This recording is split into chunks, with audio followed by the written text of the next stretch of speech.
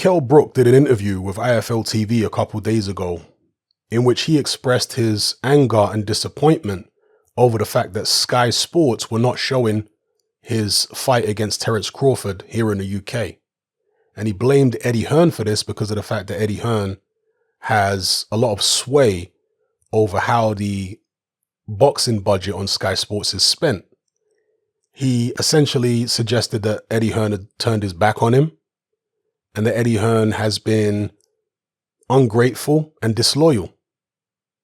He pointed to the Golovkin fight and said that that is a situation where he basically helped Eddie Hearn out by stepping in after Chris Eubank Jr. essentially dropped out of the fight against Golovkin. Well, Eddie Hearn has responded to Kell Brook's interview with his own interview on IFL TV, and he's very angry. It's not often you see Eddie Hearn visibly angry because he's normally a very cool, calm, and collected character, very slick and unflappable. But in this instance, he is angry. And he says that it's actually Kell Brook that was disloyal. He says Kell Brook basically tried to cut him out of the picture by going and doing a deal with Top Rank and Bob Arum directly, whereby they wouldn't have to pay Eddie Hearn his cut as a promoter's, his promoter's fee. But when they couldn't get a TV deal in the UK for this particular fight, according to Hearn, they then came back to him and said, you see that Sky boxing budget? Could you allocate some of it for us so we can get this fight shown on Sky in the UK? And at that point, Eddie Hearn was in his feelings and he said, no, you wanted to go do the deal independently and cut me out? Well, don't come back to me when you're struggling to get a TV deal for the UK. Now, this is my take on it. Many of you have heard me talk in the past about the concept of loyalty. I've been critical of Frank Warren, for example, because he was always talking about how so few fighters have been loyal to him after he's given them all these opportunities and worked so hard for them. And Frank Warren's getting up on his moral high horse and, oh, I'm so loyal, but they're never loyal to me. I've always found that to be an absurdity, because with the vast majority of boxing promoters, they're only loyal to a fighter, or at least their concept of what loyal is, their interpretation of it. They only show loyalty as long as they see financial mileage in the fighter. As soon as that fighter stops selling tickets, as soon as nobody wants to watch him on television, as soon as he's a habitual loser in some cases, all of a sudden the promoter don't want to call the fighter up. All of a sudden the promoter's telling the fighter to retire. All of a sudden the promoter's not giving him opportunities anymore. And you want to talk about loyalty? Give me a break. So, if you are talking about real loyalty, not that fake loyalty, then it's a two-way street. You don't help somebody just because there's financial mileage in helping them. You help them because you genuinely like them as a person, and it's not about money at all. That's real loyalty. But the reality is boxing is a business. And I've got no problem with a promoter just looking at a fighter and assessing their financial mileage and deciding to work with them or not work with them on that basis. I've got no issue with that, as long as they're honest about it. But when they start being hypocritical, whereby it's okay for them to basically turn their back on a fighter because they don't see any financial mileage in him anymore.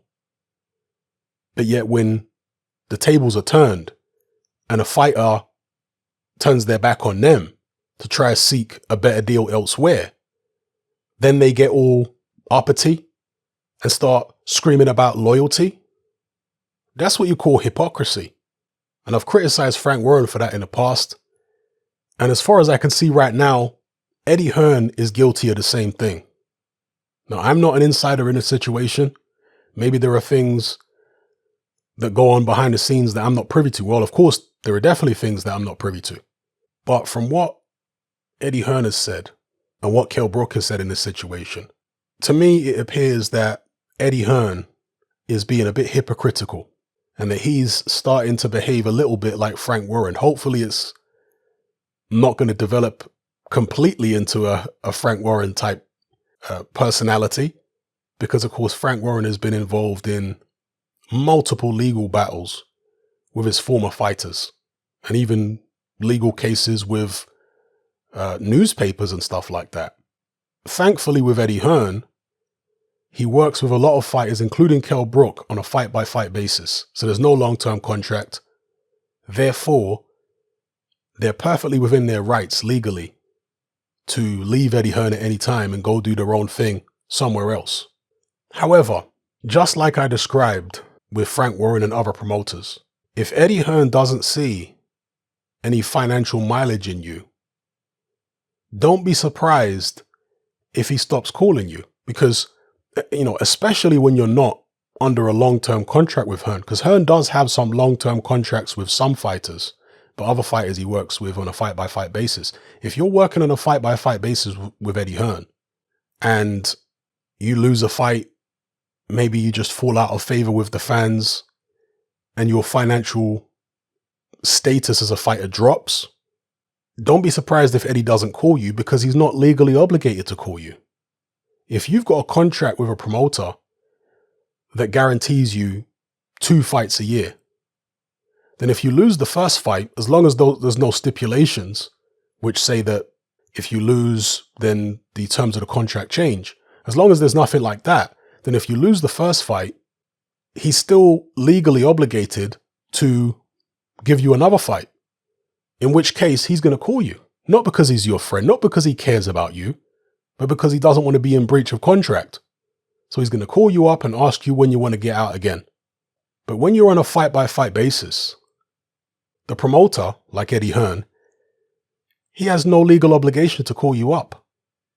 So don't be surprised if he just disappears. And there have been fighters, for example, Scott Quigg, after he lost to Carl Frampton, he did an interview where he said, Eddie Hearn never calls me anymore. Daniel Yelayusinov, God, I mispronounced his name. He complained, I think it was last year sometime, about how Eddie Hearn isn't really pushing him the way he'd hoped Eddie Hearn would be pushing him. And Eddie Hearn came out in an interview and said, well, to be honest, it's because his performances are not particularly good at the moment. So look at that. If you want to talk about loyalty, Eddie Hearn's loyalty is what? Predicated on your performances, which means performances equals ratings equals money. So if he doesn't see financial mileage in you, then his so-called loyalty is not going to be that great, is it? So this is why, as I say, promoters are often hypocritical when it comes to this concept of loyalty. They try and guilt trip fighters. Kell Brook was well within his rights. Eddie Hearn knows it, to go off and cut a deal with Bob Arum without involving Eddie. It's just a business transaction, just the way that Eddie Hearn, the same way Eddie Hearn doesn't expect fighters to get angry at him when he doesn't provide opportunities, when he's not legally obligated to. He shouldn't get angry at Kell Brook when Brook is not legally obligated to cut Eddie Hearn into any deal. It's a two-way street. You know, now I'm sure Eddie Hearn would say, yeah, but this is Kell Brook. This is not those other fighters who I don't have a close personal relationship with. But I would say again, do you really think that Eddie Hearn would have made as much effort with Kell Brook if Brook wasn't as talented as he is. If Brook was like an area level fighter and he had all the issues that, Eddie Hearn alluded to in this interview, do you honestly think Eddie Hearn would have put so much effort into trying to get Brook on the straight and narrow and trying to get him all these opportunities? Because in my opinion, there's no way. Eddie Hearn wouldn't care. So again, what is it really? Is it loyalty? Or is it you looking at a fighter and seeing that there's financial mileage in him? And remember, at the time when Eddie Hearn was putting all this effort into Kell Brook and Kell Brook's career, he didn't have as many fighters as he has now. He didn't have as many opportunities to earn big money as he has now. So now that Anthony Joshua has come on the scene, and Dylan White and all these other fighters, has he been putting the same amount of effort into Kell Brook as he was before?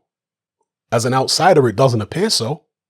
So, look, again, I'm not an insider in the situation. I can only tell you what my perception is from an outsider's perspective. But as far as I can tell, this is the typical case of a promoter getting a bit too big for his boots, getting a bit too egotistical, being a little bit of a control freak. And when a fighter doesn't cut him in, when he's not not legally obligated to, he starts wanting to talk about loyalty. Gets in his feelings and essentially suggests that he won't be working with Kell Brook again.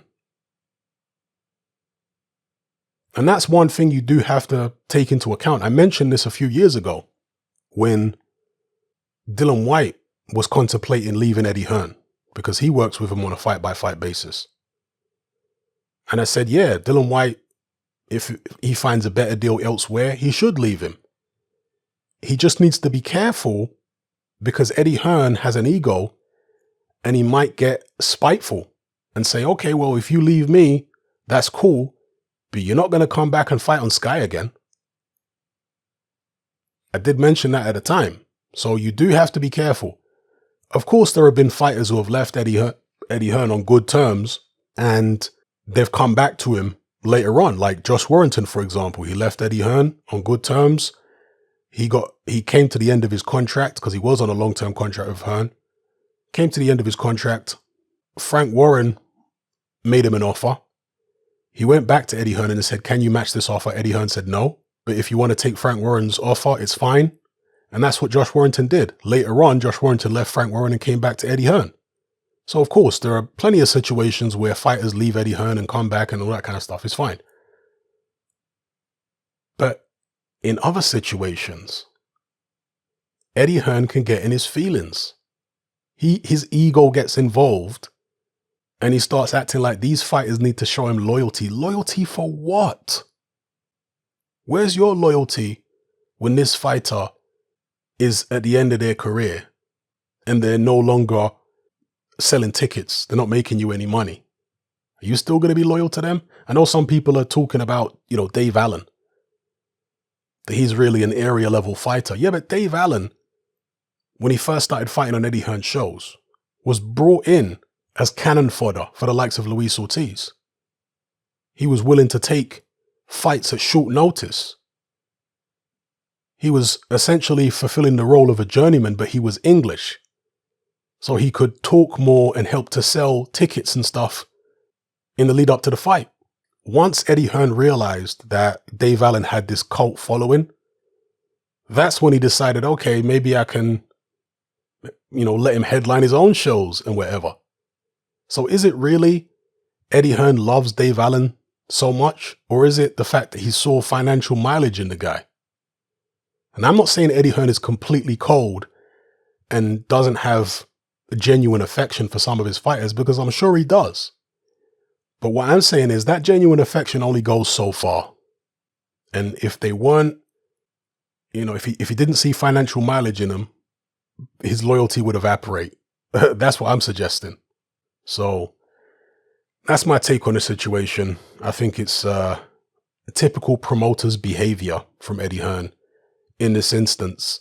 And maybe, and this is just to be fair to Eddie, maybe if Kell Brook hadn't done that interview where he was putting Eddie Hearn on blast, maybe Eddie would have left the door open to work with Kell Brook again in the future. Maybe Eddie Hearn wouldn't be so angry if Kell Brook hadn't made this situation public. So, that's a possibility. But either way, there are examples in the past of how, Eddie Hearn has clearly indicated that his loyalty to fighters has strings attached. They have to, I've heard Eddie Hearn in the past say that fighters have to make an effort to promote themselves. And I'm like, hang on, Eddie, you're the promoter. What do you mean they got to make an effort to promote themselves? What are they paying you for? And I think that is partly in reference to the fact that he works with some fighters on a fight-by-fight basis. So if there's no long-term contract, then he's not legally obligated to put any effort in to promote you, right? Therefore, he's not going to, so you should do it yourself. Whereas if he's on a long-term contract with you, then he's going to promote you because it's in his interest to do it. You see it? So that's my take on it. Anyway, you've got Joe Gallagher. And by the way, since the fight is not being shown on Sky, the Crawford Brook fight, Brook's team, I guess, have managed to do a deal with Premier Sports 1 in the UK. So that's where people can watch it. But in addition to Kell Brook coming at Eddie Hearn, Joe Gallagher has also been coming at Eddie Hearn's neck. Now, one of the reasons that people in the boxing fraternity, the Joe Gallaghers, the Kell Brooks, Bob Arum, and many other people, are so brazen when it comes to criticizing Eddie Hearn is because Eddie Hearn doesn't like to take people to court.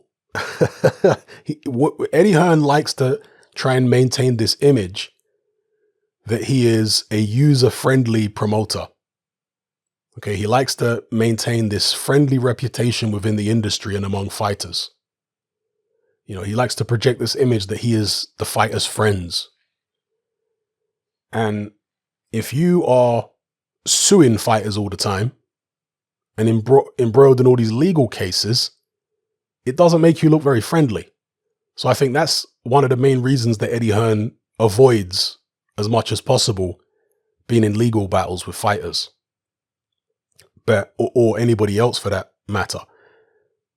Although he has been in certain legal situations, but that's with fighters that he doesn't promote and other promoters and stuff like that. But Joe Gallagher works with many Eddie Hearn fighters as a trainer and manager. Okay. And of course, Bob Arum works with Eddie Hearn, and many other people who criticize Hearn are people that work with him. And this is a result of Hearn not wanting to go the legal route. People get more brave and more bold in terms of openly criticizing him. You see, so it's a double-edged sword.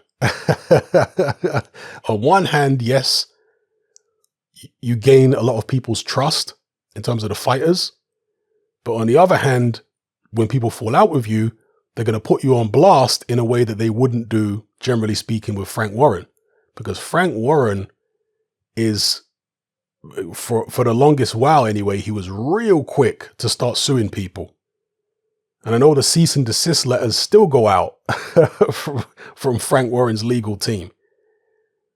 When somebody steps over a certain line in an interview or on a post somewhere on the internet, you'll still get them cease and desist letters even now. And that makes people watch what they say a lot more with Frank Warren than how they are with Eddie Hearn. I mean, if Eddie Hearn was as legally aggressive as Frank Warren, there would be so many YouTube channels who would have been sued out of house and home by now because the amount of things people have said which could have seriously got them in trouble on YouTube. You know, I mean, Eddie Hearn has allowed so many YouTubers who hate his guts and do nothing but troll him. He's allowed them into his shows time and time again and allowed them to turn up to his press conferences. Clearly because he believes that no publicity is good publicity. Or excuse me, no publicity is bad publicity. Yeah. Meaning that even if your people are saying bad things about you, as long as they're talking about you, that's good. And by allowing that type of free speech and allowing all his critics and his trolls into his press events, that eventually he can win some of them over. And that can, you know, enhance his reputation even further. So, of course, it's all strategic. But as I say, that invites more people who are going to come out the woodwork and start taking harder and harder shots. It emboldens people when you're that tolerant. You know, it is what it is. Let me know what you guys think in the comment section below. I know some of you are going to strongly disagree with me about my take on the situation. In the previous video I made about this, I said that maybe Eddie Hearn has turned his back on Kell Brook. But now it appears as though maybe he didn't turn his back on him, but he was unhappy that Brook did the deal with Aram, or tried to do the deal with Aram and cut him out of the picture. And now he's turned his back on him as a result of Brook doing that. But here's another thing that I'll put to you. Tyson Fury could have done a deal with Eddie Hearn. He decided not to. He has slagged Eddie Hearn off. He's criticized him. He's trolled him over and over again. If Tyson Fury turned around tomorrow and said, I want to do a deal with Eddie Hearn, do you think Eddie Hearn would turn him down? Of course not, because there's so much financial mileage in Tyson Fury at this point. He wouldn't worry about all the criticism that Tyson Fury has thrown at him. He wouldn't be in his feelings about that. He'd put his feelings to the side.